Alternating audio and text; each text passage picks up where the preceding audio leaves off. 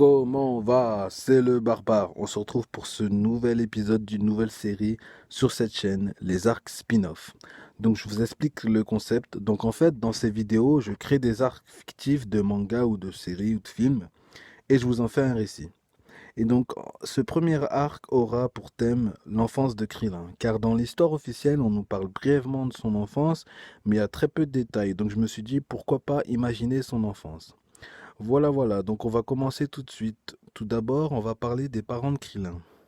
Donc bien sûr, tout ce que je dis, je l'ai imaginé. Ça n'a rien d'officiel. Dites-vous que c'est comme un épisode filler de Dragon Ball, même si je m'inspire quand même des choses qui sont dans les mangas, les animés, les films ou bien dans les fanarts.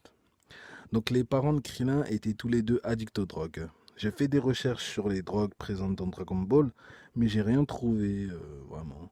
Mais je pense que ça s'explique par le fait qu'à l'époque, la cible des lecteurs de Dragon Ball, c'était plus des adolescents. Et comme au Japon, ils sont très stricts avec la drogue, je pense pas que Akira Toriyama pouvait se permettre de faire trop d'allusions aux drogues. Du coup, j'ai dû inventer une drogue. Après, bon, il y a quand même les sensu. Ouais, il me semble que Tortue Géniale, à quelques moments, il fume de la weed et oui, il boit de l'alcool, etc. Mais bon, c'est vrai que y a pas, on voit pas énormément de drogue dans Dragon Ball, quoi. À part ça. Bon, comme on est dans Dragon Ball, j'ai inventé une drogue assez loufoque. Donc, c'est des espèces de pilules qu'on prend et les effets de cette drogue font que vous êtes enfermé dans votre subconscient. Je sais pas si vous avez vu le train de l'infini quand Tenjiro et les autres ils sont bloqués dans leurs rêves. Eh bien, les effets de cette drogue provoquent à peu près la même chose. C'est-à-dire qu'à l'intérieur, vous avez l'impression d'être au paradis, vous êtes dans un monde féerique où vous pouvez faire apparaître tout ce dont vous avez envie.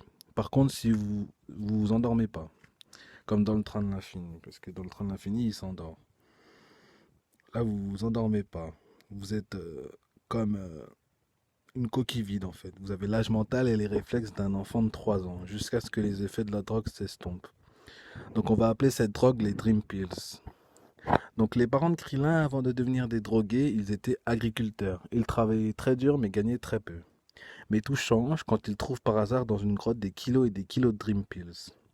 Je vais donner un nom aux parents de Krillin. Donc la maman de Krillin s'appellera Krilla et son papa Krilo. Voilà.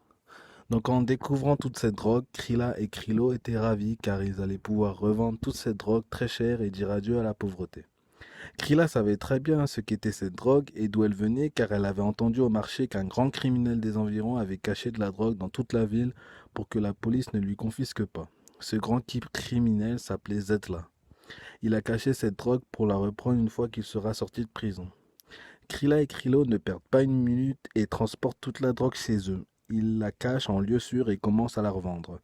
Quelques mois après, le commissariat de la ville commence à s'intéresser à eux car à cause d'eux, des drogués se promènent tout nus dans la rue. Ils finissent par se faire arrêter par la police et sont condamnés à 8 mois de prison. Krilla est enceinte de Krillin pendant toute sa peine et ils ressortent donc 8 mois après et comme la police n'a pas trouvé leur cachette, ils continuent à vendre la drogue qu'il leur restait. Les parents de Krillin qui sont déjà addicts à la Dream Pills commencent à en prendre de plus en plus. Krilla, après ses 9 mois de grossesse, accouche de Krillin. Elle décide alors d'arrêter la drogue, mais Krilo, lui, continue. Krilla ne se rendait pas compte lorsqu'elle se droguait des effets très néfastes de la Dream Pills. Elle est alors témoin des délires de Krilo lorsqu'il est drogué. Il lui balance ses excréments, il pisse partout dans la maison et agit réellement comme un enfant. Krilla doit alors s'occuper de 2 enfants. Elle tient bon et n'a pas besoin de travailler grâce à l'argent de la drogue. Mais au bout d'1 an, elle commence à se lasser de son quotidien et retourne dans la drogue. Elle ne s'occupe de Krillin que pendant les rares moments où elle est sobre. Krillin finit par être récupéré à l'âge de 2 ans par un druide qui recherchait des enfants à adopter.